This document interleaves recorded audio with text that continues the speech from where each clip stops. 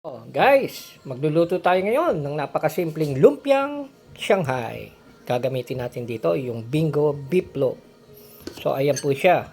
Nagiling ko na siya. Dapat giling ha. At meron din tayo dito. Ito yung bago ngayon, yung Argentina giniling. 150 grams lang ito, no? Pero napakamura, 35 pesos. Kaysa bibili pa kayo ng ng grounded pork. Medyo mas mahal yun. At saka mas malasa yan, sigurado. Then, meron din tayong grinded na bawang. Okay, asin. Brown pepper. Sibuyas. Carrots. Parsley o yung daon ng sibuyas. Magic sarap. 2 itlog. At itong ating pambalot ng ating Shanghai. So, ito nga pala yung ginamit kong panggiling sa sa mga yan, no. Nabibili yan sa Lazada or sa Shopee, mura lang yan. Rechargeable. So, para mas madali sa inyo at maganda yung paggiling, no. Pwede rin kayong bumili niyan. So, we'll proceed mamaya how to prepare yung pagbabalot nito. So, ito na 'yon. So, guys, ganito na ngayon yung gagawin nating mixture para sa ating ginawang lumpiang Shanghai. So, prepare na natin, no? Kanina, na natin yan. Ito na yung grounded beef loaf ng Bingo Beef. Yan may kasama pang plugging, ha? So, kailangan giling na giling, ha?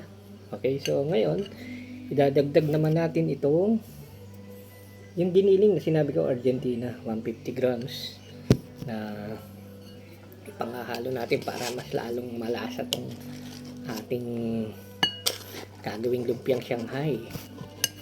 Lagay natin yan. Okay. Lagay natin. Marami-rami na rin to. Yung 150 grams pag ginawa. Tapos may beef loaf pa. Baka mamaya may mga nakatabi lang kayong mga dilata dyan, no? Bago ma-expire. Baka ma-expire. Ayan naman. Tingnan mabuti. Ang mga naka-stock. Gawin nyo na lang ganito. So, nailagay ko na yung beef loaf at saka yung giniling. I-mix lang yung ganyan. Grounded naman yan, eh. So, siguraduhin mo lang sila muna para hindi magkagulo. Siguraduhin nyo rin pala naghugas kayo ng kamay, ha, pagka gagawin nyo to kasi lalamasin natin to, eh. Ayan, lalagay nyo ngayon yung na-mix na sila, no? Beef loaf and Argentina giniling.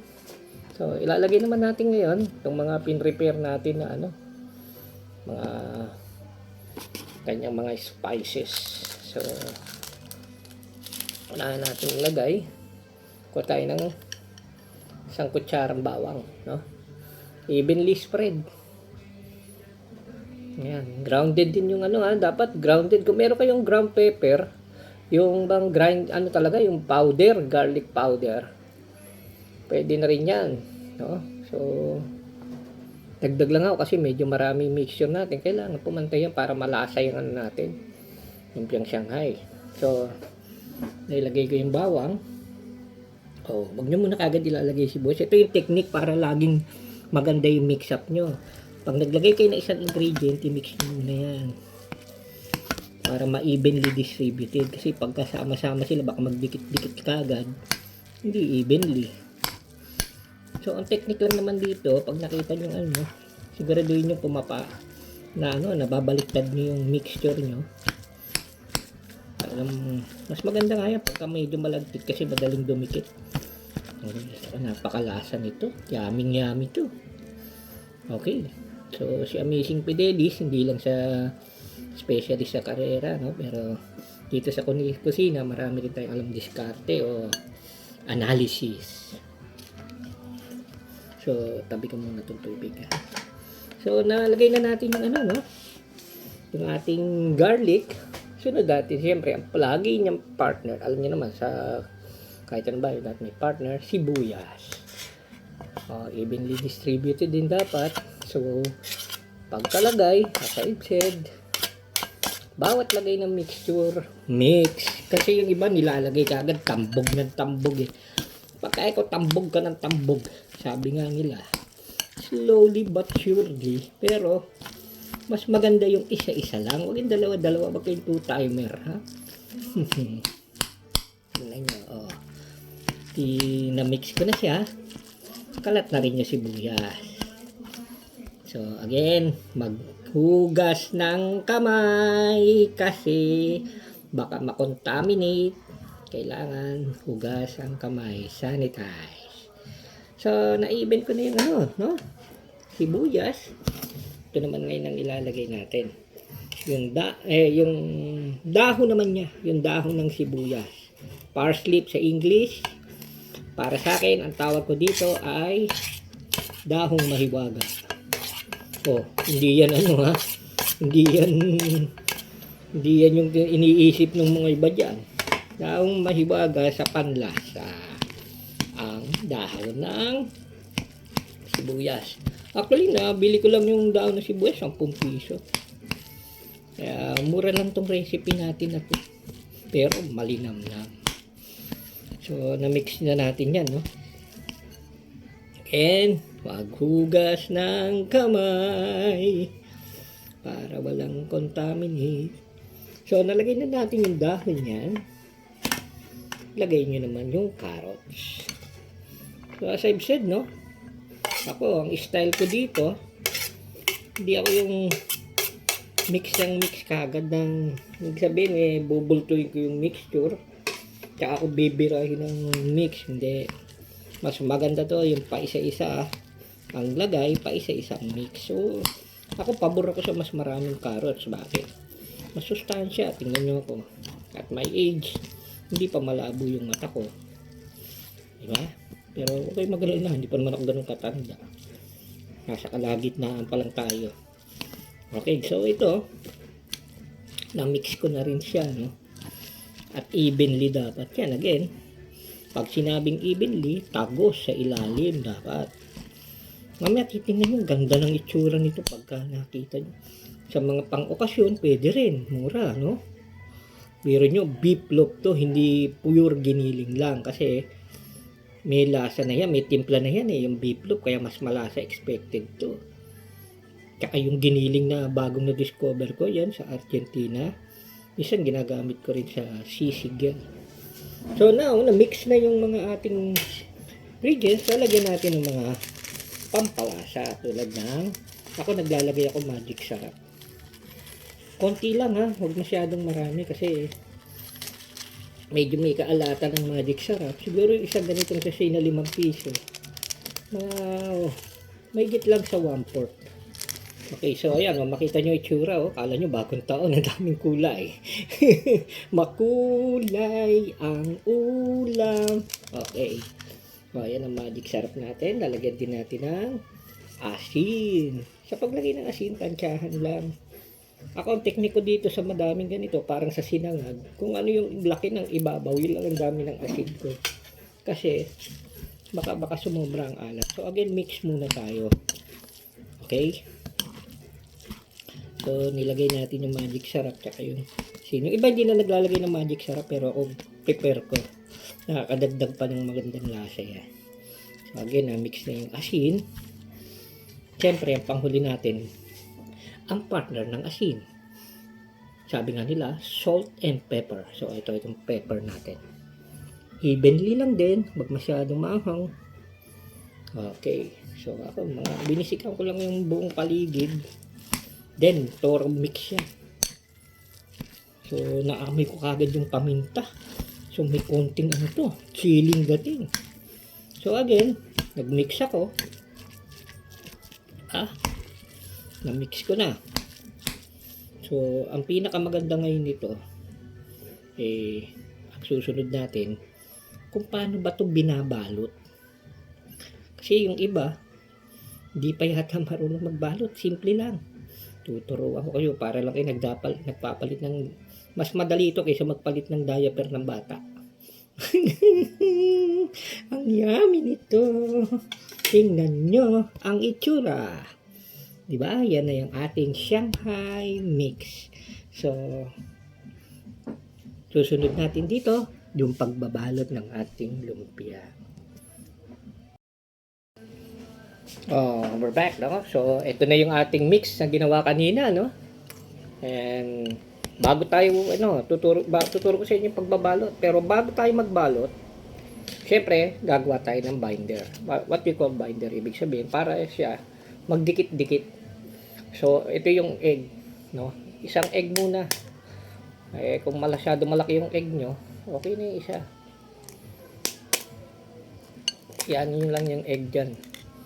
Yan. So, dapat nagugas ang kamay kasi medyo maselan to ngayon para sa sanitation. Dahil magmi-mix na tayo ng final mixing. Ito na yung nilagay ko na yung binder. Ako, mas gusto ko yung dalawa itlog kasi mura lang naman ang itlog. 9 lang tong large, so 18. Ba't ko titipirin kung for family use ito, dapat malinam lang, masarap. Lalo na kung gusto nyo magnegosyo, maganda rin to. Maganda hindi nyo tinitipid ha. Pangit yung nandadaya pagdating sa tinda. Mawawala ang quality.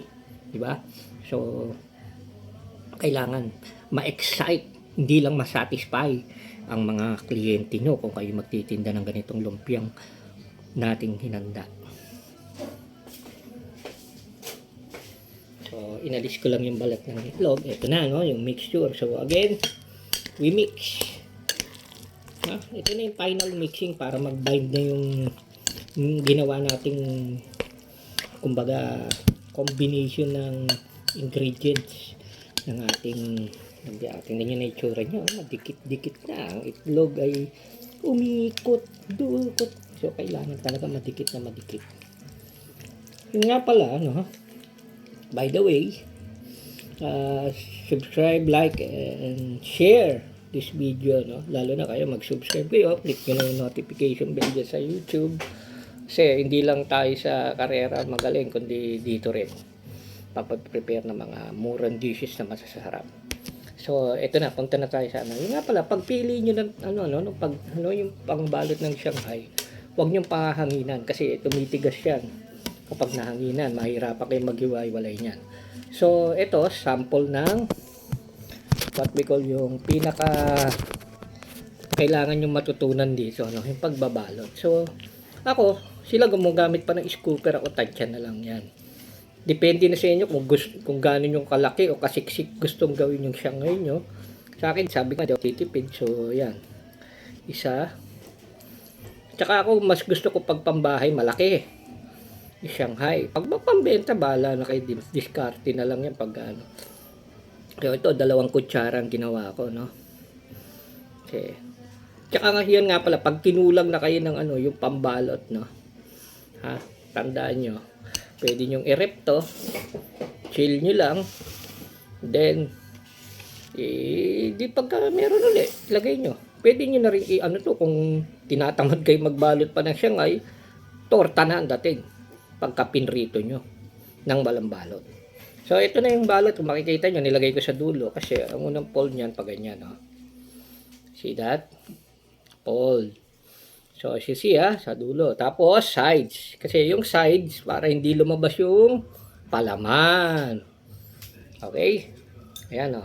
Diba? Simple lang. Para ka lang nagtitiklop ng damit.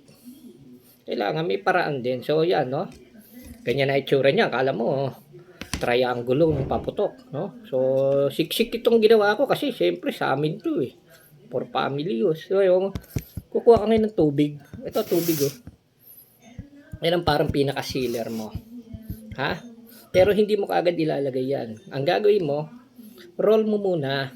Ayan na, ni-roll ko na, di ba?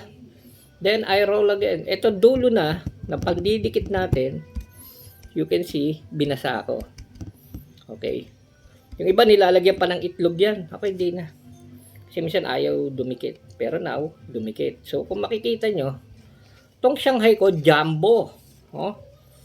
Ang laki. Diba? Kasi depende nga sa laki ng gusto nyo. Kasi ako, ayoko naman yung pagkaliit-liit, hindi masasayahan yung yung customer ko. O yung pamilya pa. Kasi ito, sa totoo lang, for family use to, kaya medyo malaki. Tsaka kung ganyang malaki, hindi na kailangan marami pa kasi yung maliliit, yung iba pandaya nila, pag binalot nila na maliit, Yung wala nang laman, puro balat na lang. Ako baliktad. Mas siksik sa laman, syempre. As I've said, quality to serve. Not only your family, but also your mga customer nyo. Kung magne-negosyo kayo ng ganito, kailangan sulit. So, nakita nyo kung paano kung ito yung sample na to. Ulit-ulitin nyo lang hanggang sa maubos. And as I've said, kung kulangin yung inyong pambalot, pwede nyo namang refrigerator ang ating mix. And then, fry anytime. Keep it refrigerated para, syempre, iwas tayo sa pagkasira. Again, this is your amazing Fidelis, not only in racing, but also in discarte. That is my forte. Now, please like, share, and subscribe my YouTube channel. Share nyo rin to sa mga amiga nyo, sa mga kaibigan nyo, o sa mga tropa nyo. Pag gusto nyo masarap na pulutan, ganito. Pwede rin to. Pwede pa na ba. So, good day, good life, and stay healthy.